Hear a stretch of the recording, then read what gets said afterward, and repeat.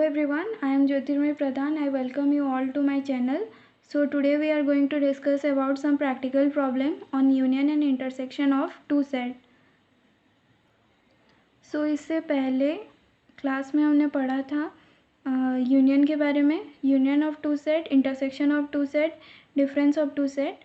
So in this session we will go through some practical problem related to our daily lives.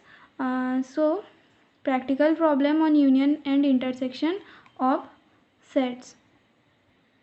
Basically हम यहाँ पे 2-3 ठो formula derive करेंगे जिसके basis पे हम इसके बाद वाले एक्सरसाइज का सारे न्यूमेरिकल सॉल्व करेंगे. तो उसका डेरिवेशन इम्पोर्टेंट नहीं है बट इजी है, तो मैं बता दे रही हूँ. तो first formula is let A and B be finite set. Okay, तो आपने मेरा 5th नंबर वीडियो देखा होगा, तो वहाँ पे मैंने एक वेन डायग्राम बनाया था कुछ ऐसा.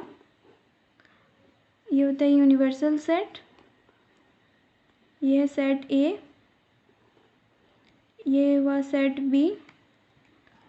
तो यहाँ पे this shaded region denote A difference B and this shaded region gives us B difference A, where the common region between the circle A and B gives us A intersection B.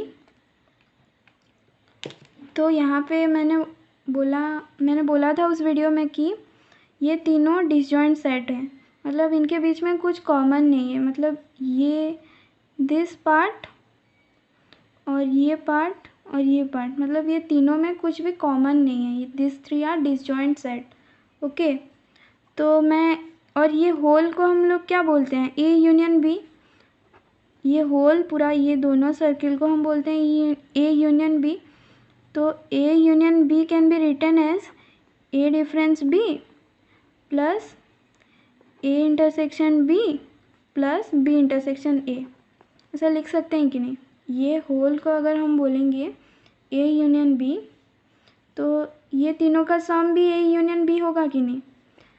तो इसे हम ऐसे भी लिख सकते हैं, number of element present in A union B is equals to number of element present in A difference B plus number of element present in A intersection B plus number of element present in B difference A. होगा कि नहीं?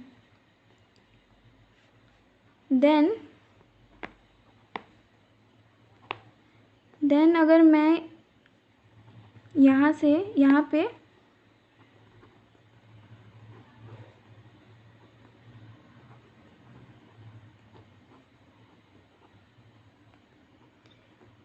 अगर मैं ए intersection B को add करूँ और subtract कर दूँ, कोई फ़र्क पड़ेगा इक्वेशन में? ये दोनों कैंसिल हो रहे हैं, तो मैं इसे ऐड भी की और इसे सब्सट्रैक्ट भी कर दी. हुआ? तो अब मैं इसको लिख सकती हूँ, number of element in A difference B plus number of element in this intersection. मतलब ये सर्किल और ये सर्किल मिला के मुझे क्या देंगे? Number of element present in A देंगे कि नहीं? ये सर्किल देखो, ये सर्किल और ये इंटरसेक्शन पार्ट मिला के मुझे सर्कल ए पूरा देंगे. तो number of element present in A and this two circle, this circle and sorry this two will give me number of element present in B. देखो ये है B difference A. B difference A हम क्या लिए हैं? इसको लिए हैं, और उसके साथ फिर ए इंटरसेक्शन बी को ऐड कर देंगे. तो मुझे क्या मिलेगा? पूरा सर्किल बी मिल रहा है कि नहीं? तो number of element present in B minus number of element present in A intersection B. N A union B का ये फॉर्मूला है. This is the first formula.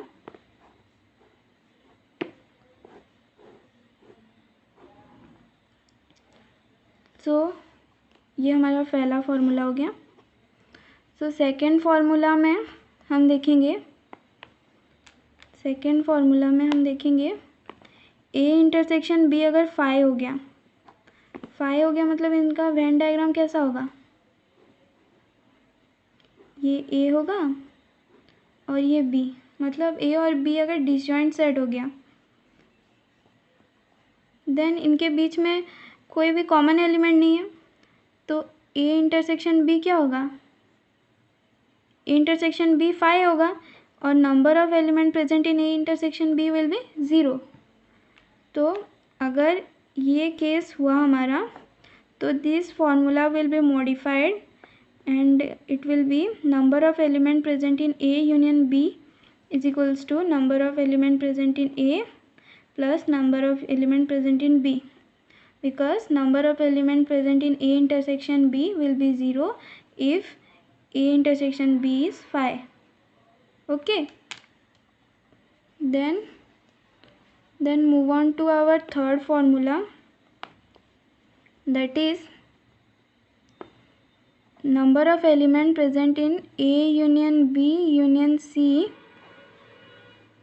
which is equals to number of element present in A plus number of element present in B plus number of element present in C minus number of element present in B intersection C minus number of element present in A intersection B minus number of element present in A intersection C plus number of element present in A intersection B intersection सी.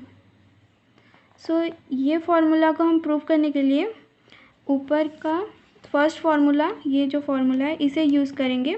यहाँ पे देखो ए और B 2 element दिया है, but यहाँ पे 3 element दिया है, तो हम ए यूनियन बी को सिंगल एलिमेंट की तरह ट्रीट करेंगे और इसे एक एलिमेंट और इसे एक एलिमेंट लेके ये फार्मूला पुट करेंगे. तो ये सिमिलर वे में डिराइव होगा. इसका डेरिवेशन थोड़ा लंबा है, मैं नहीं कर रही हूँ, ये आपके टेक्स्ट बुक में दिया है, यू कैन सी. सो यहाँ पे मैंने एक एग्जांपल लिया है, जो एवॉब 3 फार्मूला हम पढ़ें उसको यूज़ करके इसका आंसर निकालेंगे. वाह. तो मेरा क्वेश्चन है, if X and Y are 2 set such that X union Y has 50 element and X has 28 element and y has 32 element, so how many element does x intersection y have? तो पहले मेरा x number of element present in x union y कितना दिया है 50. Number of element present in x कितना है 28. Number of element present in y is 32.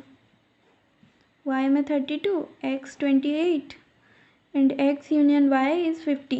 okay, then मुझे निकालना है x इंटरसेक्शन y, मुझे निकालना है. वाह. तो फर्स्ट फार्मूला हमारा जो था, first formula number of element present in x union y is equals to number of element present in x plus number of element present in y minus number of element present in x intersection y. तो यहाँ पे मैं अगर ये number of element present in x intersection y को left hand side ले जाऊँ और इसे right hand side, then it will be number of element present in x intersection y is equals to number of element present in x plus number of element present in y minus number of element present in x union y. So number of element present in x, number of element present in y and number of element present in x union y, ये तीनों हमें given है. So you can easily find out number of element present in x intersection y, that is 28. number of element in x 28 plus number of element in y 32 minus number of element in x union y, that is 50 that is 50 and it will give us 10. Okay, इसे हम Venn diagram के through भी prove कर सकते हैं, मतलब इसका answer निकाल सकते हैं. अगर मैं ये एक सेट ले रही हूँ, यूनिवर्सल सेट, और दो सर्कल ले रही हूँ, this circle A, this is circle B, तो मुझे number of element present in X दिया है, मतलब यहाँ कितना एलिमेंट है दिया है, ये भी दिया है और इसका यूनियन भी दिया है. तो मुझे निकालना क्या है ये, तो ए दिया है मेरा 28, सॉरी एक्स दिया 28 और वाई दिया मेरा 32 और ये टोटल भी दिया है मुझे, ये टोटल भी दिया है मुझे, टोटल पूरा दिया है मुझे 50. तो यहाँ पे एक्स इंटरसेक्शन वाई कितना होगा, ये दोनों का sum minus this which will give us 10. Okay, so let us take another example. In a school there are 20 teachers who teach mathematics and physics, and of these 12 teach mathematics and 4 teach both mathematics and physics. How many teach only physics? तो यहाँ पे given है total number of teacher, that is 20 who teach both mathematics and physics, and 12 जन यहाँ पे math पढ़ा रहे हैं, 4 जन फिजिक्स और मैथमेटिक्स दोनों पढ़ा रहे हैं. तो हमें निकालना है ओनली फिजिक्स कितने जन पढ़ा रहे हैं. तो यहाँ पे पहले हम मैथ जो पढ़ा रहे हैं, मैथमेटिक्स जो पढ़ा रहे हैं उसको हम सेट ए, मतलब ए से डिनोट कर रहे हैं, और फिजिक्स जो पढ़ाएगा उसे बी से डिनोट कर रहे हैं. ओके, तो यहाँ पे 20 टीचर मैथमेटिक्स और फिजिक्स पढ़ा रहे हैं, तो और जहाँ लगता है वो यूनियन होता है, ये याद रखना. और जहाँ लगेगा वो यूनियन होगा, एंड जहाँ लगेगा वो इंटरसेक्शन होगा. तो यहाँ पे according to question 20 teacher who teach mathematics और फिजिक्स, तो ये हो गया number of teacher teaching both mathematics, either mathematics और physics, that is 20. Okay, and यहाँ पे फिर दिया है 12 teacher teach mathematics, so number of teacher teaching mathematics is 12. 4 teacher teach both physics and mathematics. यहाँ पे देखो एंड लगा है, तो एंड में क्या होगा, intersection. So number of teacher teaching A both mathematics A and B physics is 4. तो यहाँ पे फिर से फर्स्ट फार्मूला हमारा यूज होगा, that is number of element in number of teachers teaching both mathematics and physics is equals to both mathematic और physics is equals to number of teacher teaching mathematics plus number of teacher teaching physics minus number of teacher teaching both mathematics and physics. Okay, तो इसका answer होगा, हमें यहाँ पे क्या निकालना है, number of teacher teaching physics, तो हमें ये निकालना है n B, number of teacher present in B. तो ये इसको हम इधर ले आएंगे लेफ्ट हैंड साइड, तो एन ए, इसको भी लेफ्ट हैंड साइड ले आएंगे, तो plus n A intersection B, number of element in A intersection B, which will gives us number of element in B. Therefore number of, so यहाँ पे number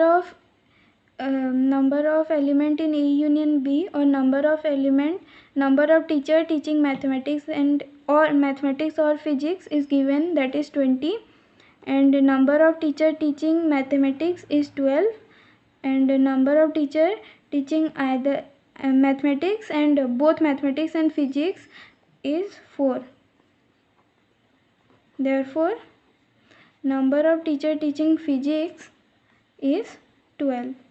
Okay, I hope this video is helpful for you. If so, please do like, share and subscribe. Thank you.